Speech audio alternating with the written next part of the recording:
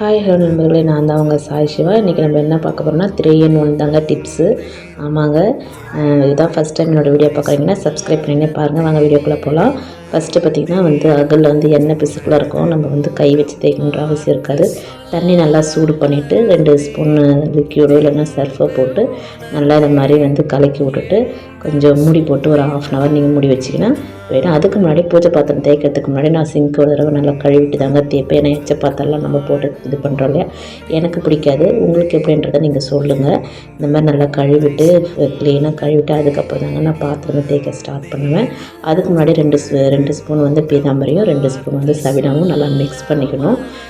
வேறு ஒன்றுமே இல்லைங்க. பீதாம்பரி சபினா ஒரு சின்னதாக புளிங்க எடுத்துக்கிட்டு நல்லா புளியை ஃபஸ்ட்டு நல்லா எல்லா பித்தளை பாத்திரத்தையும் நல்லா தேய்ச்சிட்டோம்னா அதுக்கப்புறம் பார்த்திங்கன்னா ரொம்ப சிம்பிள் தாங்க. நீங்கள் பாருங்கள், தேய்ச்சிங்கன்னா 1 வாரம் ஆனாலும் உங்களுக்கு நல்லா கலர் மாறாது, கருகாது, பளிச்சுன்னு இருக்கும். சில பேர் லெமன் போட்டு தேய்ப்பாங்க.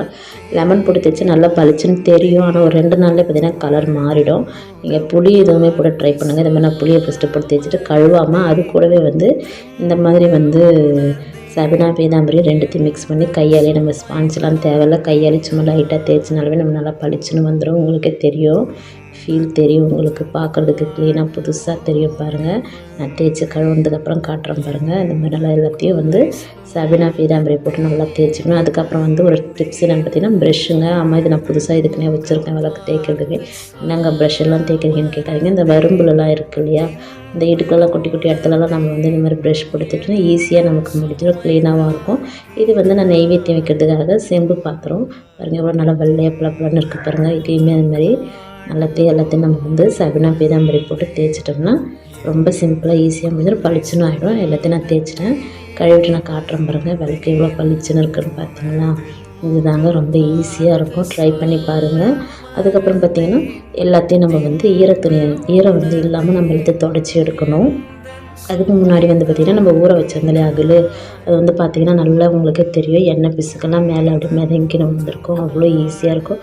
சும்மா நம்ம வெறுமனே நல்ல வாட்டரில் சும்மா நம்ம கை வச்சு தேய்ச்சி நம்ம கழுவுனாலே வந்துடும். பாருங்கள், அவ்வளோ ஈஸியாக இருக்கும். உங்களுக்கு தேய்ச்சி காட்டுறேன் பாருங்கள். அது பாருங்கள், சும்மா லைட்டாக கையை தேய்ச்சாலே நம்ம கழிச்சு நல்லா புதுசாக வந்துடும். அதே மாதிரி எல்லாத்தையும் நம்ம சும்மா விரலாலே நம்ம இது பண்ணி தேய்ச்சி கழுவிட்டோம்னா போதும். ரொம்ப ஹார்ஷாக கழுவுன்ற அவசியம் இல்லை. எல்லாத்தையும் அதே மாதிரி நான் கழுவி எடுத்துப்பேன். அதிலே ஊறி அந்த பிசுப்பெல்லாம் அந்த லிக்விட்லேயே எடுத்துக்கும். சுடு தண்ணி போட்டு இது பண்ணோம்னா ட்ரை பண்ணி பாருங்கள். அப்புறம் நான் கழுவி முடிச்சுட்டு அதுக்கப்புறம் வெயில் இல்லை, மழையாக இருக்குதுன்றதுனால நான் எல்லாத்தையும் காட்டன் துணி எல்லாத்தையும் துடைக்கலாம். போய் கூட பசங்களாம் ஹெல்ப் கூப்பிட்டுருக்கேன். எல்லாமே நம்ம செய்ய முடியாது இல்லையா, அதனால் சும்மா அவங்களுக்கு ஒரு ஃபன்னாக இருக்கும், அப்படியே வேலையான மாதிரி இருக்கும். எப்படி இருக்கிறது, இது ஒரு டிப்ஸு தான்.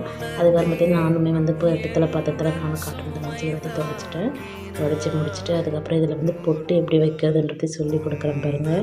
நம்ம இதுதான் இப்படி தான் வைக்கணுன்ற ஒரு முறை இருக்குது. இந்த பொட்டு வைக்கிறது கீழ் வாக்கில் நம்ம மேலே எப்பவுமே காமாட்சி விளக்கு இந்த மாதிரி விளக்கெல்லாம் நம்ம எப்பவுமே வைக்கணும். கீழ் நோக்கி வைக்கணும் வைப்பேன். அப்புறம் குங்குமம் பார்த்திங்கன்னா கட்டை விரலும் நடுவிரலும் வச்சு தாங்க நம்ம பொட்டு வைக்கணும். ஆள்காட்டி விரலில் நம்ம மஞ்சள் பார்த்திங்கன்னா பளிச்சுன்னு இருக்குது. அதுக்கப்புறம் பார்த்திங்கன்னா அகலில் நான் சுண்ணாம்பு தடவுவேன்.